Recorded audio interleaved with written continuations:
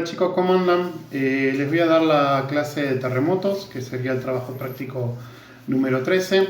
Tiene mucho que ver con la clase anterior, pero sé que por comentarios que el videíto de la clase anterior no se había entendido muy bien porque tuve problemas con el audio, lo estaba grabando con otra computadora.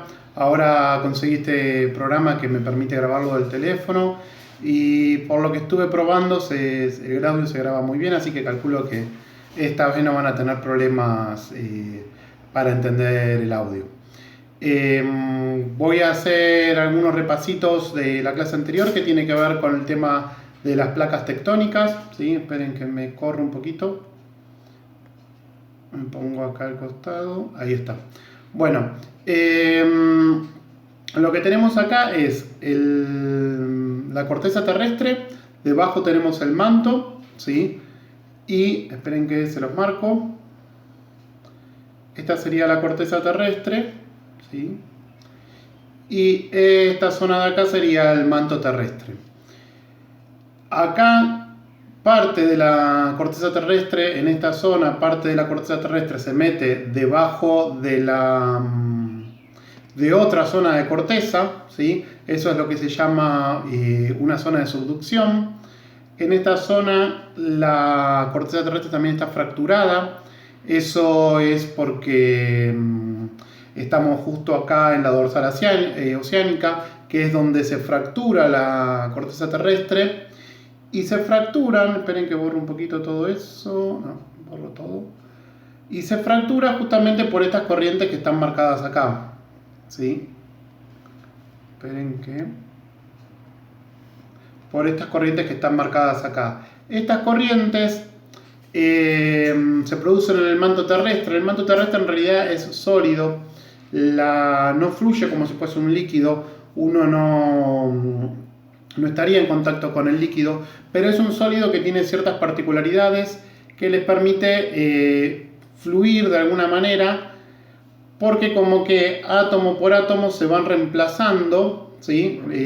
Después ahora cuando termine, esta es la última clase que tenemos con el tema del planeta Tierra, así que vamos a empezar con las partes de fisicoquímica. Átomo lo vamos a ver más al final del año, pero básicamente los átomos son pequeñas partículas de materia, ¿sí? Y lo que pasa en el manto terrestre es que un átomo se mueve para un lado, que son esas pequeñas partículas, y ese espacio vacío que queda es reemplazado por otro átomo, y así es como que van haciendo un pasamano. No es como un líquido que fluye, no es lava, ¿sí? La lava, de hecho, se forma cuando la roca de la corteza terrestre entra en contacto con el manto, que está muy caliente. Pero el manto no llega a ser fluido como la lava. De hecho, si se fijan, acá hay lava, acá hay lava, acá también y acá también. En esas zonas, en realidad, la lava se produce por calentamiento de la roca de la corteza, ¿sí? Pero no es lo mismo el manto que la lava. Si nosotros pudiéramos hacer una perforación en el suelo y llegar al manto, lo cual no es posible, o sea, por más que creo que hay una sola película que lo plantea, que es Viaje al centro de la Tierra o algo por el estilo, que tiene una nave espacial, una nave que puede cavar la roca y atravesar el manto. Eso no es posible, pero lo que veríamos si pudiéramos hacer este hipotético pozo sería que el manto terrestre es un sólido que tiene cierta fluidez. Fluye de manera muy lenta, tarda millones de años en moverse, pero esa distancia que se mueve permite o produce el movimiento de la corteza terrestre que está por encima. Si bajáramos más en las capas de la Tierra, lo que veríamos sería el manto interno y el núcleo, que esos sí son fluidos. ¿Cómo se sabe que unos son sólidos y otros son fluidos? Bueno, por cómo se transmiten las ondas sísmicas, que justamente es lo que vamos a ver hoy. Vamos a hablar de las ondas sísmicas.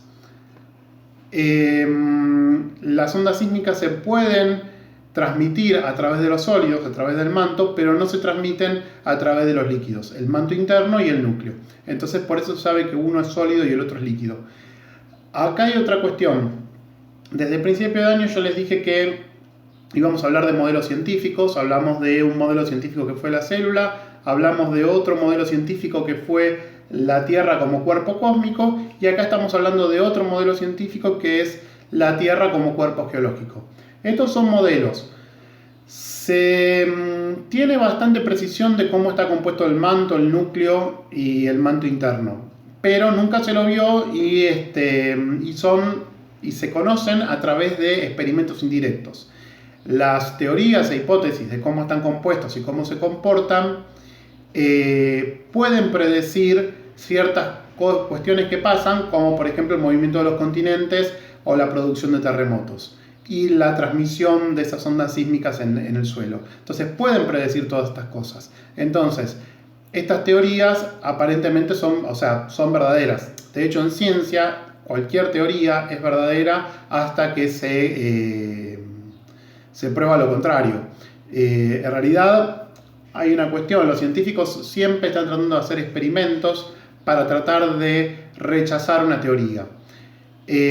Parece que fuesen medio psicópatas, pero es así. O sea, todos los experimentos que se hacen, la hipótesis es de que esa teoría es falsa.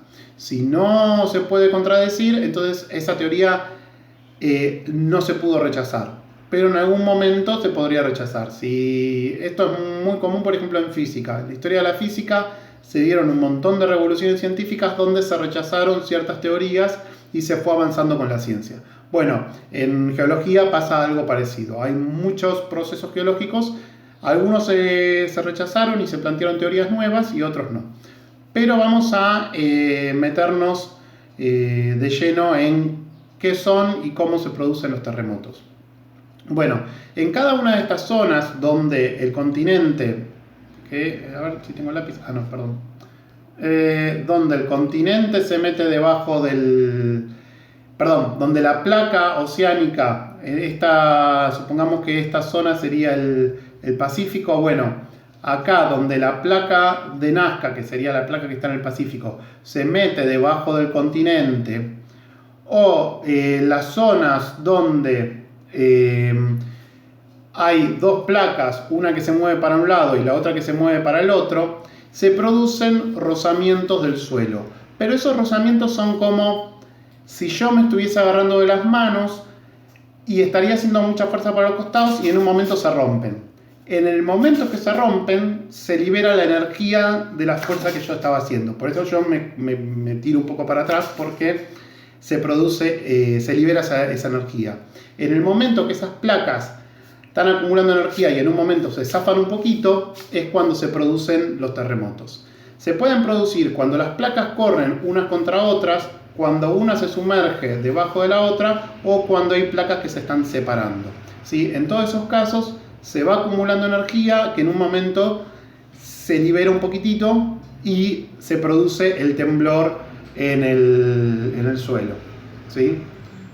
Entonces, les voy a mostrar ejemplos en el territorio, en la geografía, donde se ven algunas de estos procesos geológicos. Por ejemplo, esta foto que ustedes tienen acá arriba es en Islandia.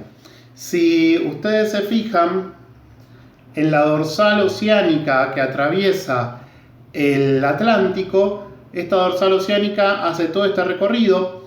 Serían zonas montañosas, pero donde también el suelo se va fracturando y esas montañas como que se van separando y van formando nuevo suelo oceánico. Y en esa dorsal oceánica llena de montañas hay un montón de volcanes.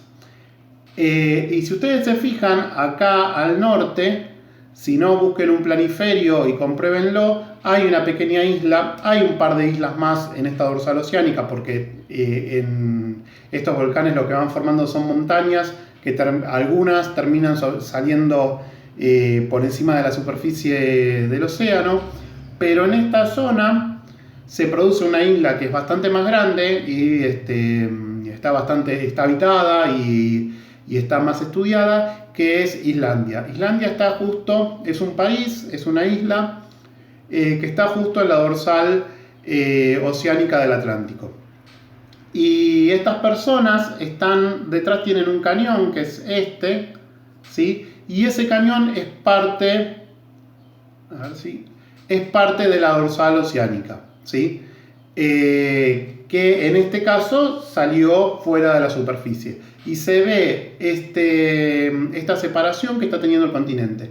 De hecho, lo que le pasa a Islandia es que va creciendo, va aumentando su territorio. En algún momento, al pasar millones de años, tendrá un territorio mucho más grande. Bueno, ese es un ejemplo donde podemos ver dorsales oceánicas. Las que están sumergidas en el mar, hay algunos documentales, creo que hay uno de James Cameron que baja con un submarino y estudia las dorsales oceánicas, están a muchísima profundidad, hay algunas documentaciones fílmicas, pero no hay demasiadas, pero si quieren pueden buscar dorsales oceánicas en YouTube y van a ver videitos. Yo no lo pongo acá porque si no se me hace muy pesada la presentación, prefiero poner solamente fotos. Pero bueno, este es un ejemplo de estas zonas de dorsales donde se está separando las dos placas, ¿sí? De hecho, acá a la izquierda, la verdad, ahora que se lo voy a decir, no me acuerdo los nombres de las placas, pero de este lado hay una placa tectónica y de este lado hay otra placa tectónica. O sea, tenemos justo la unión de dos placas tectónicas. Y ahora les voy a mostrar otros ejemplos donde también tenemos otras placas tectónicas. Esto es en Norteamérica. Esa línea roja que ustedes ven arriba en el mapa es la falla de San Andrés. Si ustedes se fijan, esto es el Golfo de México. Perdón, sí, es el Golfo de México. No, perdón, no es el Golfo de México. Es el... Ay, no lo puedo ver. Bueno, se me fue el nombre ahora. Pero en esa zona se está separando parte del continente, ¿sí? Que se mueve en esta dirección. Y el resto de la placa continental norteamericana se mueve en esta dirección. La fractura en la zona más al sur se llenó de... ya está... esa no la puedo ver. Ya se llenó de océano, ¿sí? Porque al estar fracturándose se hace un pozo que se llena con el océano. Lo que va a pasar eventualmente a lo largo de millones de años es que toda esta parte del continente se va a terminar separando, ¿sí? Porque va a ir hacia este lugar y va a transformarse en una isla. Y acá en la foto ustedes pueden ver justo donde se está produciendo esa falla geológica. En este caso, una de las placas tectónicas se mueve para un lado y otra para el otro. La tensión entre las dos placas se va a producir por el rozamiento de una placa contra la otra. Me olvidé de decirles una cosa de Islandia. Islandia es, por tener esta... Me quedó todo manchado. A ver, esperen que lo borro así. Por tener estas fallas continentales, es un país, es un territorio que tiene mucha actividad tectónica. Hay muchos terremotos, también hay muchos volcanes, ¿sí? Debido a que justamente se están separando las placas tectónicas. La falla de San Andrés, de hecho hay varias películas hechas de cine catástrofe donde ocurre un terremoto y siempre hay un héroe que tiene que salvar a la familia o algo por el estilo. También es una zona de mucha actividad sísmica, justamente porque estas placas se están separando y cada tanto se libera esa energía y eso se traduce en el temblor de la Tierra y lo que uno conoce como un terremoto. Y el otro lugar donde podemos llegar a encontrar, a sentir terremotos, son en las zonas de subducción, donde una placa se mete debajo de la otra.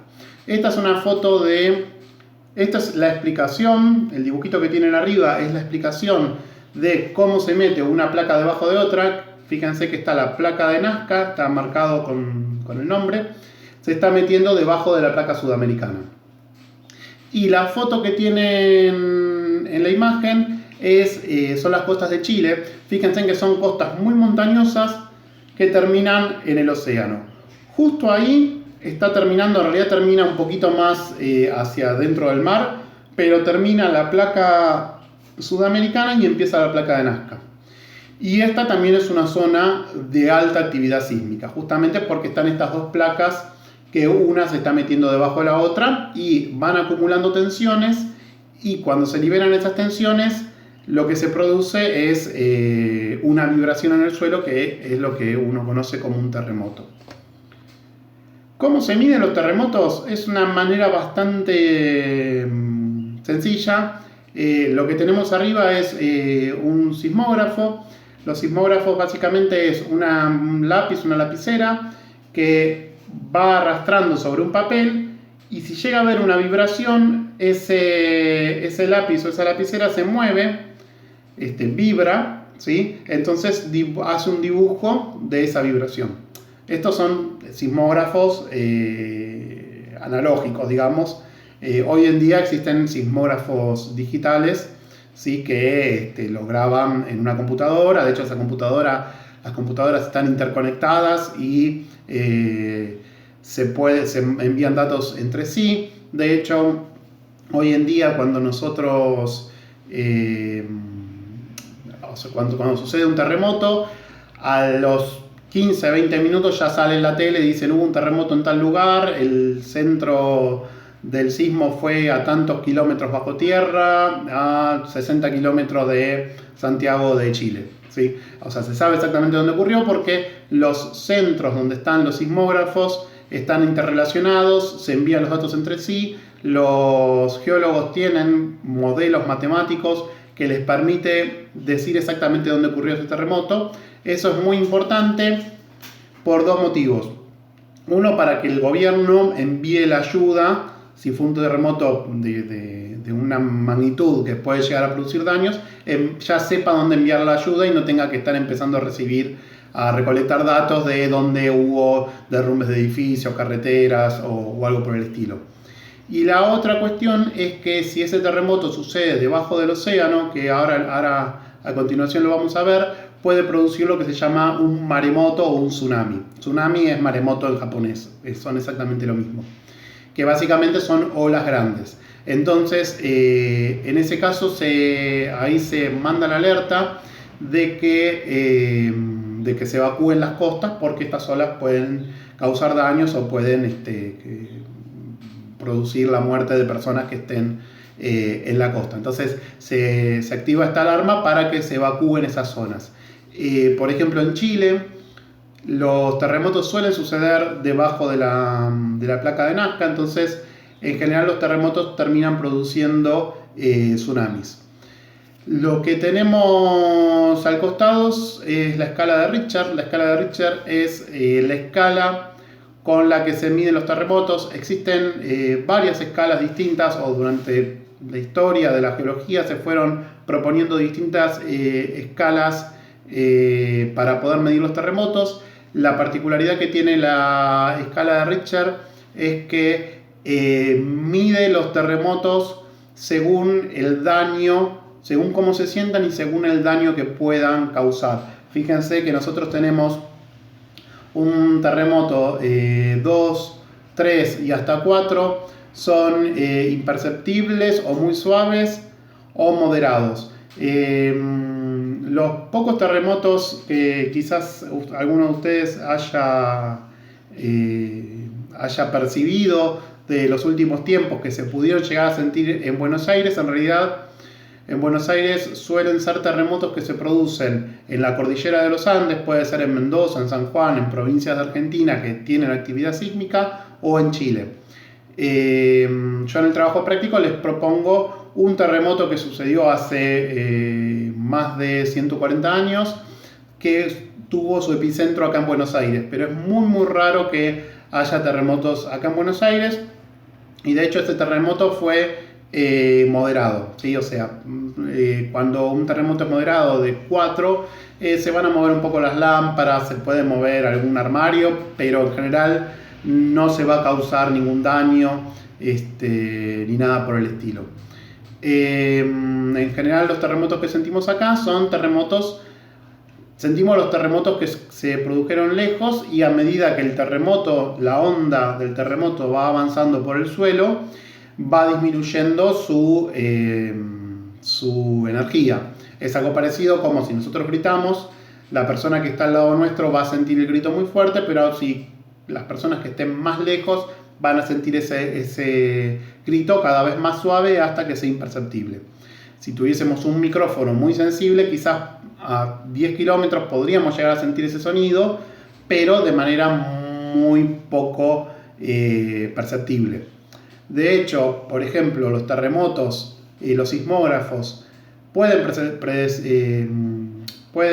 sentir vibraciones de 1 o 2 en la escala Richter, pero por ejemplo, si yo tengo un sismógrafo en mi casa, un colectivo o un auto que pase por la puerta puede producir un sismo de 1 o 2. O sea que hay actividades humanas que producen terremotos porque son pequeñas vibraciones. Quizás si yo, por ejemplo, en la puerta de mi casa pasa un colectivo y una línea de colectivo, la del 283, y cuando pasa el colectivo se vibra, ¿sí? No sé, la puerta. O depende, si pasa muy rápido, vibra un poco más algunas cosas de la casa. Y es más o menos lo que se puede llegar a sentir en un terremoto de 2 o 3. O sea que es muy muy suave. Y de hecho en la ciudad, por el tránsito que hay en la ciudad, probablemente esas vibraciones las produzcan los propios autos o camiones que transitan por la ciudad.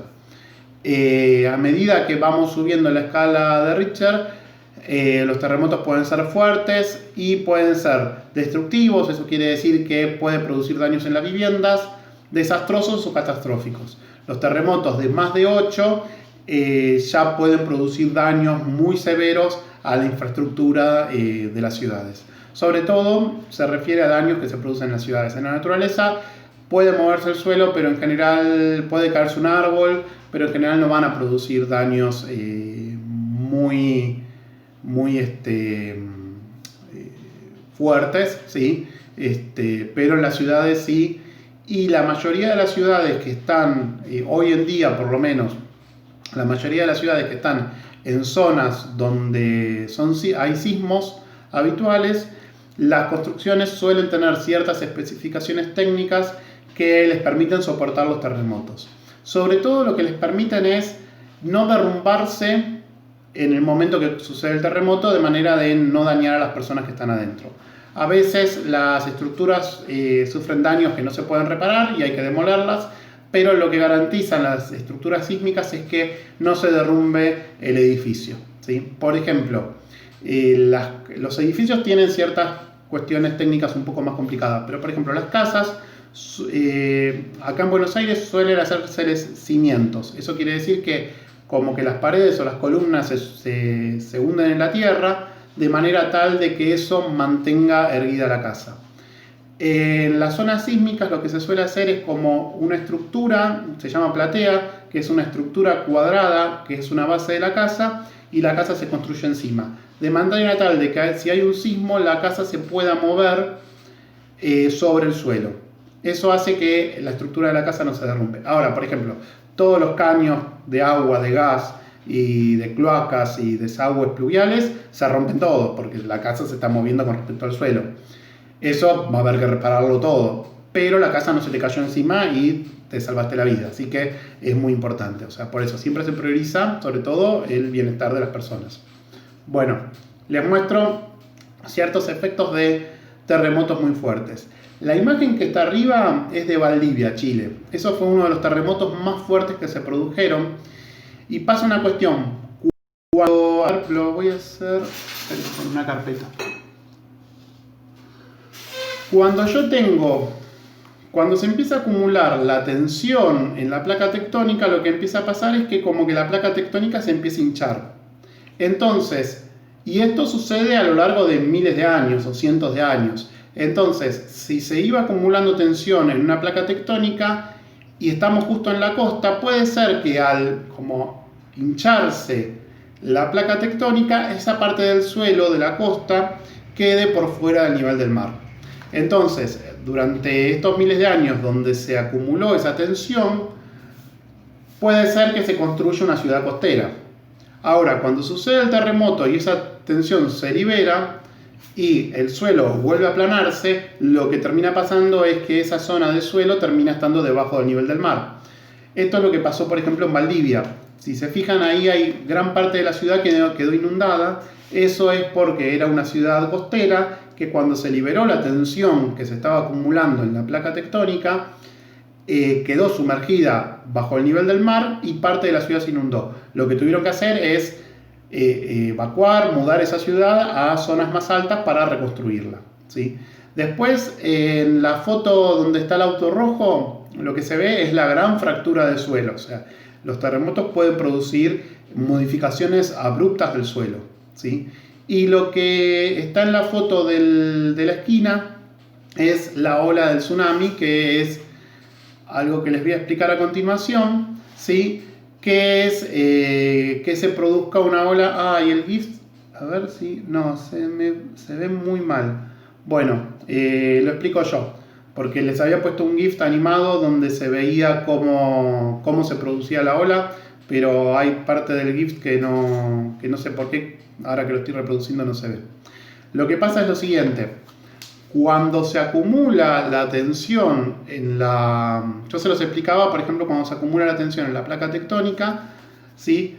Es como que se hinchara, ¿sí? Como si yo estoy haciendo fuerza en los dos costados de esta carpeta y se hincha. Cuando se libera la tensión, se baja el suelo. Entonces hay toda una zona que estaba debajo del mar que el agua también se baja junto con el suelo. Cuando se baja el agua, se hunde y después es como si yo tirara una gran piedra dentro del agua. Se hunde y ese hundimiento produce una ola. Es algo parecido como si ustedes tienen un balde y lo patean de abajo y salpican el agua. Bueno, es algo parecido, pero en cientos de kilómetros. Entonces, eso es lo que termina produciendo, es un oleaje, ¿sí? Que cuando llega a la costa golpea y produce lo que se llama el tsunami. Y la foto que tenemos donde están las estatuas sumergidas, esa es una ciudad romana de más de 1000 años, que lo que pasó es que se había construido la ciudad en un lugar, ¿sí? Justamente que estaba fuera del mar, porque parte de la placa tectónica, en realidad esta ciudad justamente también estaba en una zona volcánica. Los volcanes también acumulan presión y como que elevan el nivel del suelo. Era una ciudad costera, entonces habían construido, a medida que durante los miles de años se fue acumulando presión, habían construido sobre esa zona, y cuando se liberó esa presión por la erupción volcánica y por algún terremoto, lo que pasó es que esa ciudad quedó completamente sumergida. Hoy en día está en la costa de Italia esta ciudad y se hace buceos, se hacen excursiones de buceo y uno puede bucear a través de la ciudad que quedó completamente sumergida, ¿sí? Esas son las fuerzas que intervienen en esta liberación de tensiones que se producen en los terremotos. Bueno, esto es más o menos todo lo que les quería explicar. Hay un montón de documentales, de material, si les interesa el tema, donde pueden encontrar información. Afortunadamente nosotros vivimos en Buenos Aires y estamos, ya les digo, si llega a haber terremotos en Buenos Aires es porque se produjeron en otras zonas y lo que nos llegan son las ondas sísmicas, pero mucho más atenuadas. De hecho, los terremotos sísmicos más grandes que se han producido en la cordillera a Buenos Aires llegaron como leves temblores, así que no hay que preocuparse de nada acá en Buenos Aires. Nosotros tenemos en la costa de Chile esta zona de subducción que puede producir terremotos, y la dorsal oceánica está en el fondo del océano Atlántico a miles de kilómetros, o sea que tampoco es muy probable que se produzcan tsunamis en Buenos Aires. O sea que estamos a salvo de tsunamis y de terremotos. Estamos en una zona geológica que la verdad que no presenta prácticamente ningún problema, salvo un pequeño sismo que es más anecdótico que otra cosa. Eso por si alguno se queda preocupado por el tema de los terremotos. Acá en Buenos Aires es prácticamente imposible que sucedan eventos que puedan llegar a producir daños. En el trabajo práctico yo les pregunto algunas cosas que tienen que ver con este terremoto de Buenos Aires y cómo se se dieron cuenta que se había producido en Buenos Aires y no en otros lugares. Todas esas cuestiones que son un poquito más para pensar se las dejo a ustedes. Yo termino el videito acá, así que bueno, espero que sigan bien. Y cualquier cosa que quieran, que tengan alguna duda sobre el trabajo práctico que yo no explico acá en el video, me lo hacen a través de Classroom, que yo cuando puedo se los contesto. Les mando un saludo y nos vemos la próxima clase. Esperen que... ahí está. Bueno, nos vemos.